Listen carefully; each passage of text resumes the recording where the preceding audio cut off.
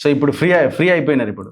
Free అయిపోయినట్టు అంటే నాకు పార్టీ ఆ రోజు ఈయన పార్టీ కూడా మా ముఖ్యమంత్రి గారు కూడా ఎప్పుడు కూడా తనని ఎప్పుడు రమ్మని చెప్పి ఎప్పుడు కోరలే, కానీ తననే ఎంబడబడి మా ముఖ్యమంత్రి గారి ఇంటికి చక్కర్లు కొట్టి నేను వస్తా అని చెప్పి పోయినటువంటి వ్యక్తి తప్ప మా పార్టీ ఎప్పుడు కూడా ఆయన తీసుకున్నది ఏం లేదు. ఎందుకంటే ఇటువంటి దుర్మార్గుడు, నేర చరిత్ర ఉన్నటువంటి వ్యక్తి, ఈ భూ కబ్జా కోరుడు. అది ఇప్పుడు మీరేమో భూ కబ్జా కోరు అంటున్నారు. ఆయన మొన్న ప్రెస్ మీట్ లో ఒక్క గజం భూమి నేను కబ్జా చేసినట్టు చూపిస్తే నేను దేనికైనా రెడీ అంటున్నాను. గజమే అట, అదే ఒక గజమే. కరెక్ట్ కదా రాగా మనం చెప్పేది మనం మాట్లాడటం అందరమే పిచ్చోళ్ళం ఈరోజు. ఎందుకంటే ఆయన స్థాయి గజాలలో కాదు కదా, ఎకరాలలో ఉన్నప్పుడు మనం గజం అంటే ఆయన ఏమంటాడు? మనం ఆయన 100 ఎకరాలలో దోచినోడికి గజాల మీద మాట్లాడితే మళ్ళీ ఎందుకు స్పందిస్తాడు ఆయన అంటుండే. అదే చెప్తుండు ఆయన, నేను ఎకరాలలో చూసినా, మీరు గజాలలో మాట్లాడితే నేను ఎందుకు సమాధానం చెప్తా అంటున్నా ఆయన. ఈరోజు ఏడాది చూపిద్దామన్నా, ఈడీ అటాచ్ చేయలేదా నీకు? ఈరోజు ఈడీ ఈ పెద్ద కంజర్లల్లా నాకు తెలిసి దేశంలో నాకు తెలిసి 4,000 చిల్లర పై చిలుపు శాసనసభ్యులు ఉండొచ్చన్నా. 1,00,000 గజాల డాక్యుమెంట్, ఒకటే డాక్యుమెంట్. ఇప్పుడు ఆస్తులు నీకుంటాయి, నాకుంటాయి, అందరికి ఉంటాయి.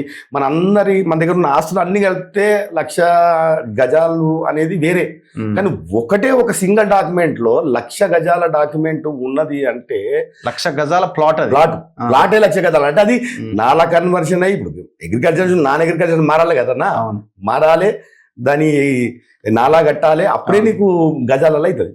ఒక ప్లాట్ 1,00,000 గజాల ప్లాట్ ఉంది అని అంటే ఆయన దగ్గర ఒక ప్లాట్, సింగిల్ ప్లాట్ అంటే ఏ స్థాయిలో మన భూదందా జరిగిండొచ్చు, ఏ స్థాయిలో మనం నాకు తెలిసి దేశంలో ఎక్కడ ఉందో 1,00,000 గజాల ప్లాట్. నేను అదే 4,000 పైచీలకి శాసనసభ్యులు ఉండొచ్చు ఈ దేశం మొత్తంలో, కానీ ఏ శాసనసభ్యుడు కూడా దగ్గర కూడా ఈయన ఉన్నటువంటి 1,00,000 గజాలు ఎవరి దగ్గర లేకుండా వచ్చి ఆ విధంగా ఈ దాయడం అయితే ఏ శాసనసభ్యుడు కూడా చేయకుండా వచ్చి అంటుంది. నేను ఇప్పుడు 1,00,000 గజాల ప్లాట్ మీద మాట్లాడిండా మరి మనోడేమో ఎక్కడేం రెస్పాండ్ కానట్టుంది. ఇప్పుడు కరెక్ట్ వాస్తవాలు టైంకి వచ్చినప్పుడు పారిపోతాడు.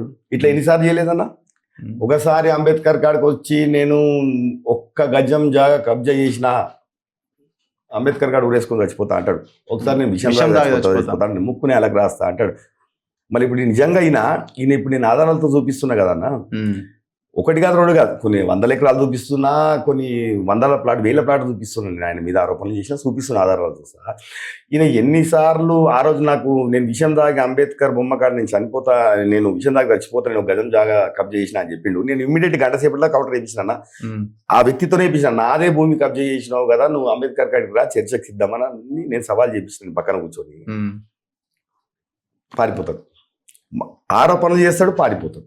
ఒక్కొక్కసారి సిగ్గు అనిపిస్తుంది, ఇలాంటి వ్యక్తితోనే మనము ఆరోపణలు చేస్తున్నాము, సవాళ్ళు చేస్తున్నాం అని ఒక్కొక్కసారి నాకే అనిపిస్తుంది ఒక్కొక్కసారి. ఇప్పుడు పటాన్చెరులో మొత్తం ఎన్ని మండలాలు? పాత అయితే 4 మండలాలు 4 మండలాలు ఉండే. అప్పుడు 3 కార్పొరేషన్ డివిజన్లు ఉండే. ఇప్పుడు అంతా జిహెచ్ఎంసీలో అన్ని 9 డివిజన్లు అయినాయి, 9 కార్పొరేషన్ డివిజన్.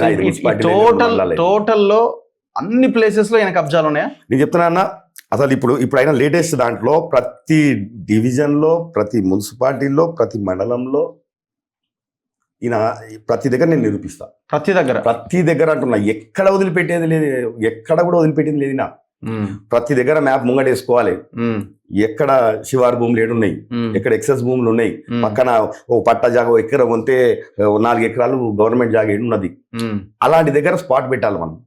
ఇప్పుడు ఒకవేళ ఈడ పట్టా జాగా బార్డర్లో పట్టా జాగా సర్వే నెంబర్, ఈడ ఎక్సెస్ భూమి ఒక 4 ఎకరాలు ఉందనుకో, ఆ పట్టాదారు పిలిపియాలి, వాళ్ళతో రిజిస్ట్రేషన్ చేయాలి, ఆ సర్వే నెంబర్ పట్టా సర్వే నెంబర్ వేయాలి, మీరు రిజిస్ట్రేషన్ చేయాలి, గీతలు గీయాలి, అమ్మేయాలి.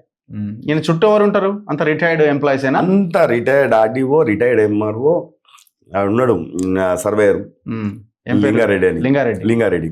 ఇక వీళ్ళు మ్యాప్ వేయాలి, ఇక చెప్పాలి, ఇక ఈడ భూమి ఉన్నది, ఇక పక్కన అయినా పట్ట అయినా ఇది, ఇక ఇది శివారిది, ఇక ఇందులో మనం ఇంత చేసేయచ్చు.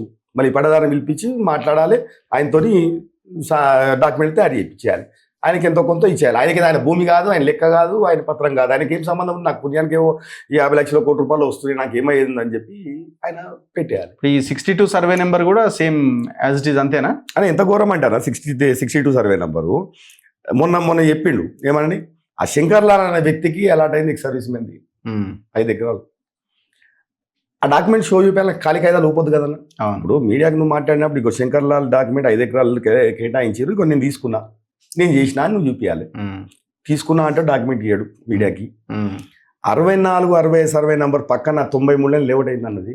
ఆ 93 లేఅవుట్ అయితే ఈయన దాన్ని పెట్టేసి వాళ్ళతోని ఆ పట్టదారులతో సంతకాలు పెట్టుకుని ఈయన బినామీల పేరు మీద ఫోన్ మీద 20 ప్లాట్లు 30 ప్లాట్లు చేసుకొని ఒక 106 ప్లాట్లు అందులో చేసేసి 106 ప్లాట్లు మన దగ్గర కూడా వచ్చినారు వాళ్ళు.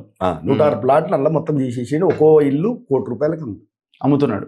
కూడా అది ఈడీ కూడా అటాచ్ చేసుకున్నాను. ఈయన బినామీలు అని చెప్పి గుర్తించింది, ఈడీ కూడా అటాచ్ చేసింది. ఈడీలో కూడా నీకు డిస్ప్లే అవుతుంది అవన్నీ కూడా. ఇంకోటి గమ్మత్ ఏముందంటే అందులో 2019లో గ్రామ పంచాయతీ పర్మిషన్. ఇలా గొప్పతనం ఏంటంటే 2019లో గ్రామ పంచాయతీ పర్మిషన్ తీసుకురు. ఎప్పుడో మున్సిపాలిటీ అయిపోయిందేమో కదా. లేదు, గ్రామ పంచాయతీ ఉంది. 2019లోనేమో గ్రామ పంచాయతీ పర్మిషన్ తీసుకుంటారు. 2021లోనేమో డాక్యుమెంట్ పుడుతుంది దానికి, ఆ ప్లాట్కి. ఓకే, డాక్యుమెంట్ పుట్టినాక పర్మిషన్ తీసుకుంటున్నారు, పర్మిషన్ తీసుకున్నాక డాక్యుమెంట్ పుడుతుంది అన్న. అంటే ఇంత ఘోరమైనటువంటి దోపిడీ చేసిరంటే అది మామూలు దోపిడీ కాదు కదన్న.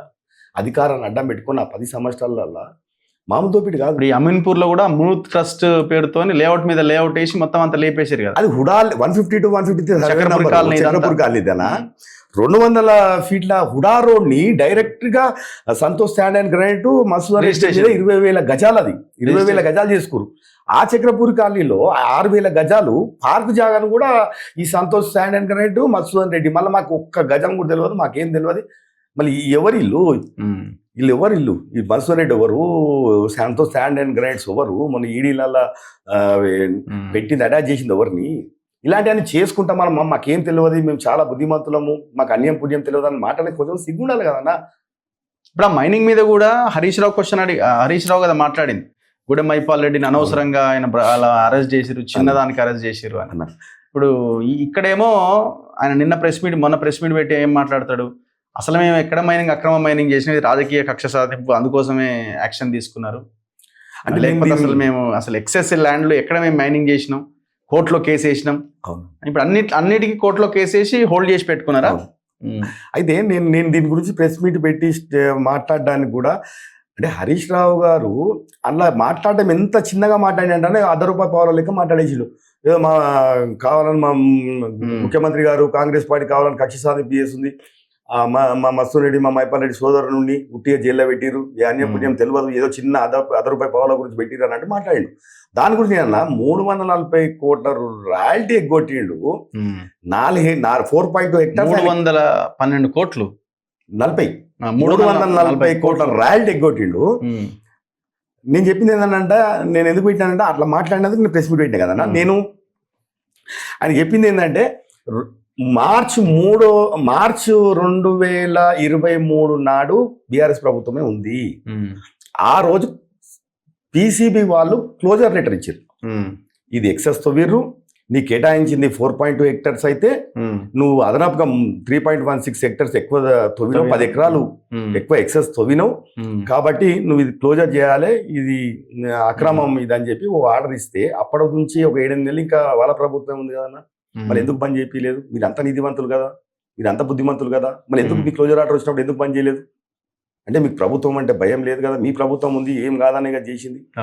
ఈరోజు చేతులు కాలుకున్నాక ఈరోజు మాట్లాడుతున్నారు మీరు. ప్రభుత్వం వచ్చినాక దాన్ని ఏంది అనేది ప్రభుత్వం పని ప్రభుత్వం చేసింది. ప్రభుత్వం మారిన తర్వాత అదేమి నోటీస్ ఇచ్చింది, మన కాంగ్రెస్ పార్టీ ప్రభుత్వం ఉన్నప్పుడు నోటీస్ ఇవ్వలేదు కదా. మీ ప్రభుత్వం ఉంటే క్లోజ్ చేయమని లెటర్ ఇచ్చింది. మీరు ఎక్సెస్ తవ్వీరు, మీరు అక్రమంగా మీరు చాలా తవ్వకాలు చేసిరని చెప్పి దాన్ని పట్టుకొని ఏదో ప్రభుత్వం, మా ముఖ్యమంత్రి గారు మా ప్రభుత్వం కావాలని ఏదో వాళ్ళని కక్ష సాధింపు ప్రతిపక్షం తొక్కేయాలని ఒక ఆలోచన చేసిరన్నట్టు మాట్లాడారు. వాళ్ళ గవర్నమెంట్ లో ఉన్నప్పుడు ఇచ్చిన క్లోజర్ లెటరే మార్చి నెలలోనే ఇచ్చింది.